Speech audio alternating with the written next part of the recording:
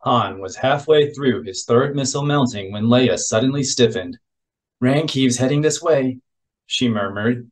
"He's got 2 armed men with him." "Hand me the big Hydra spanner," Han murmured back, focusing on the missile's shiny surface.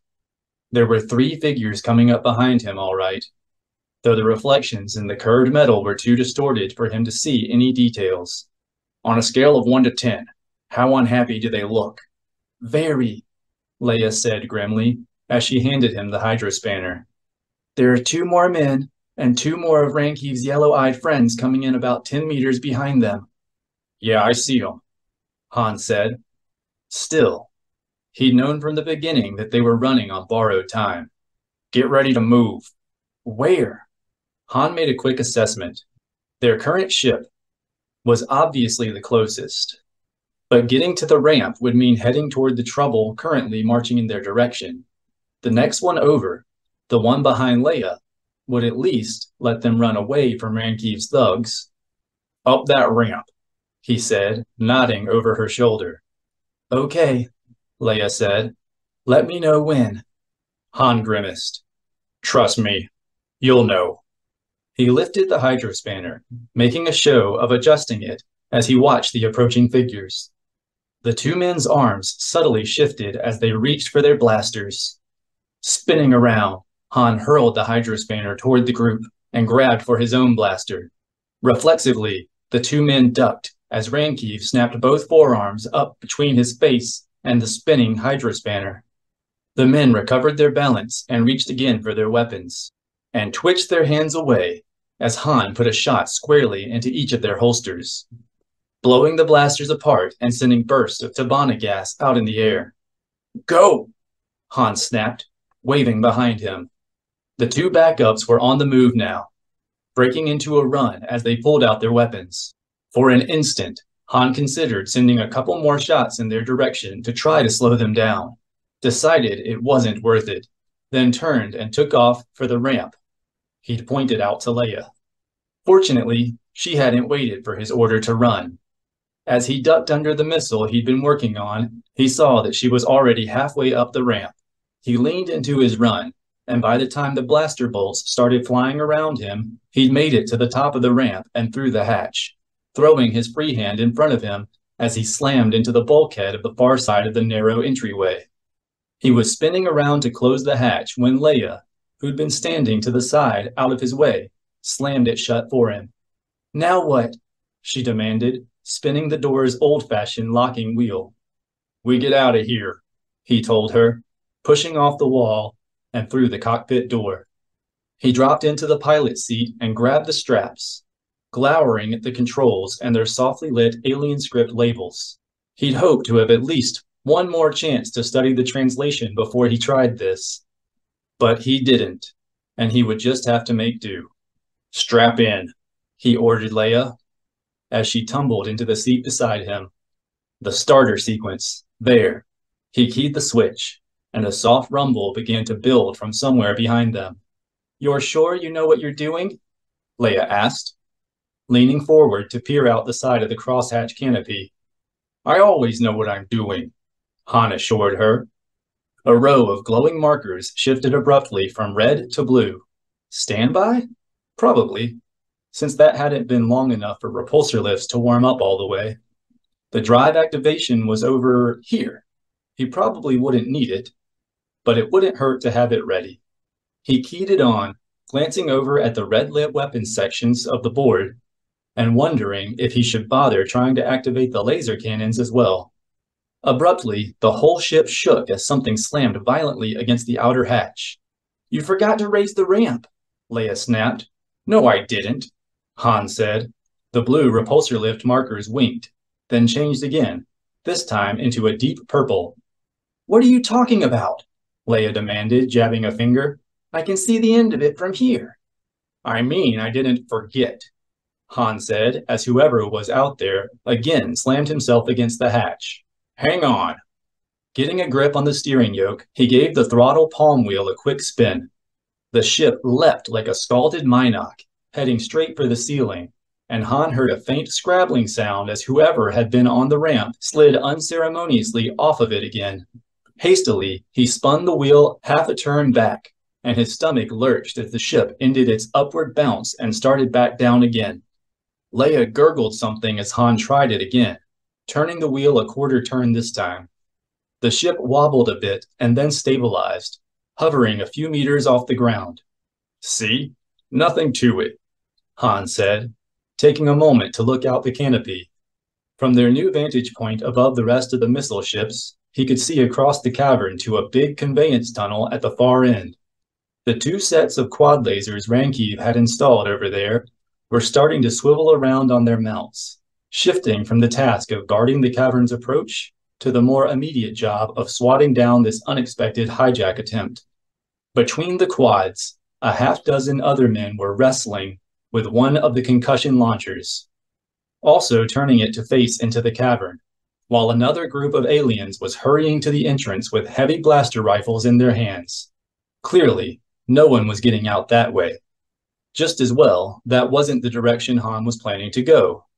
Leia had seen the assembled firepower too. "Han," she warned, pointing. "Don't look," Han advised, returning his attention to the control board. "The banking controls? There? No, there."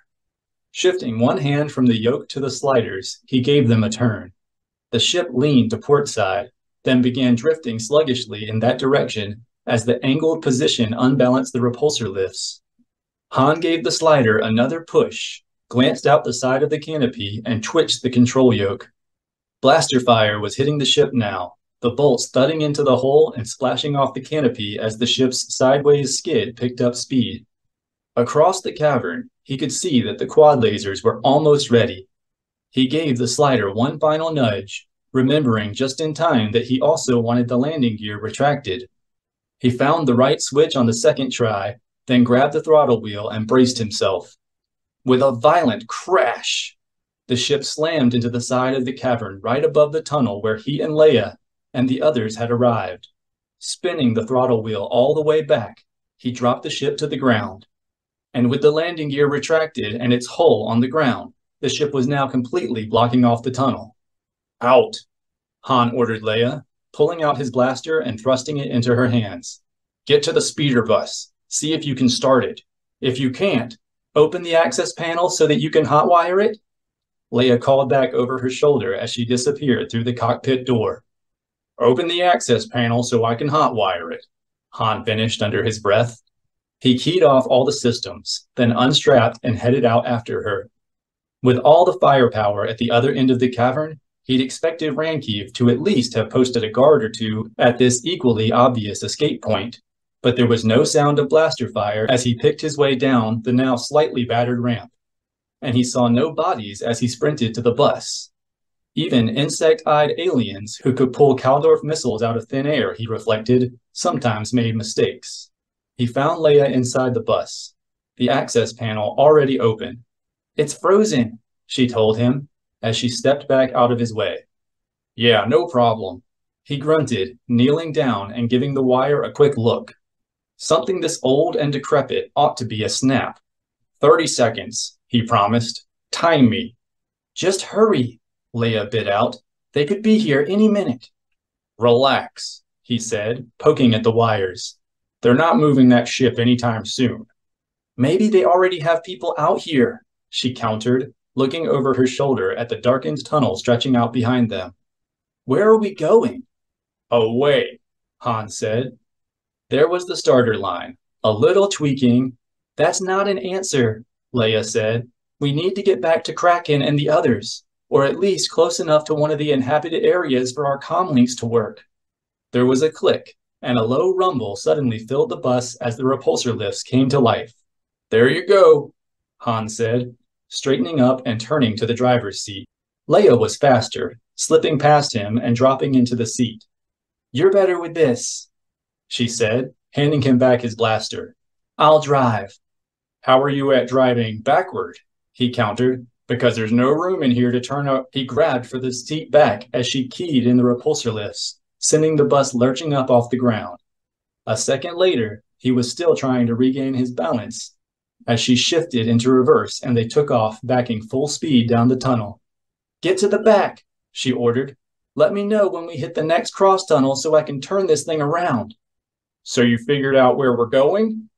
Han asked, as the bus once again settled into its periodic lurching side dips. In the faint light from the control console readouts, he saw her lips tighten. "Like you said, the first thing we need to do is get away," she said reluctantly. "I don't suppose you were keeping track of the turns on our way here?" "I thought that was your job," Han said. The bus made another of its dips, this one accompanied by a faint crunch of rock. "You're the one who said we were only about 100 kilometers from the Inyatan Caverns, right?" "I was only watching the first part of the trip," Leia said. "I fell asleep at the end." "You should have woken me up."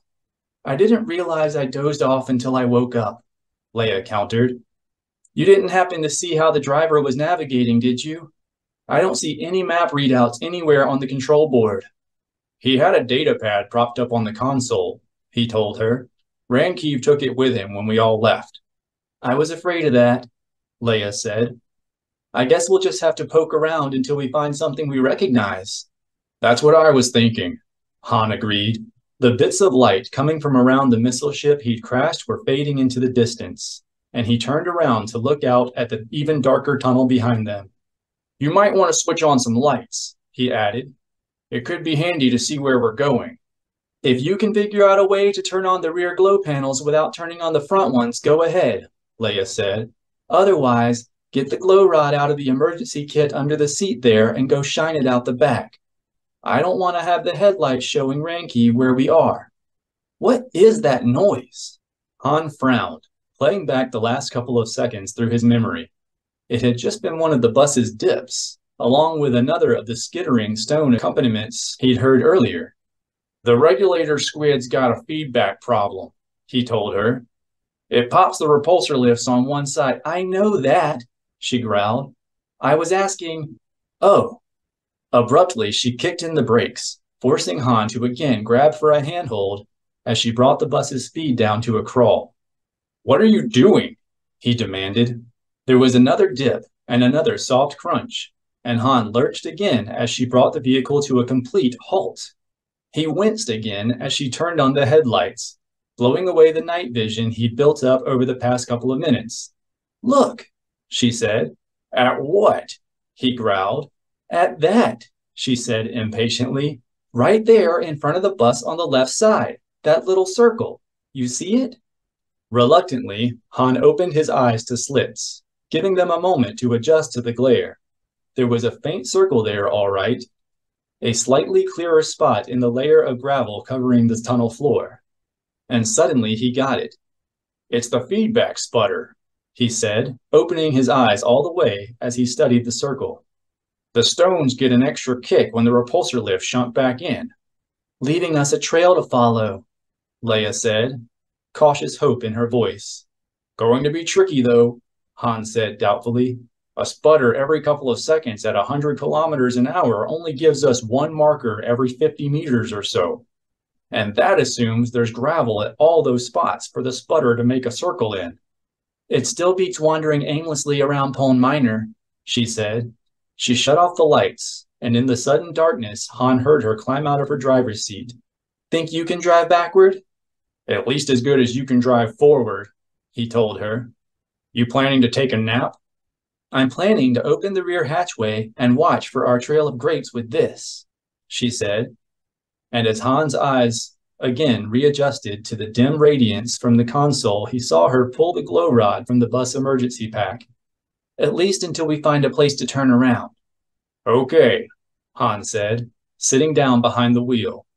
"You do remember how that story ends, don't you? The birds ate all the grapes the kid had dropped, and he ended up dying lost in the woods." "Is that the way they told it on Corellia?" she called back as she headed down the aisle. "On Alderaan, it turned out that the sun had fermented the grapes, and the birds who ate them got drunk.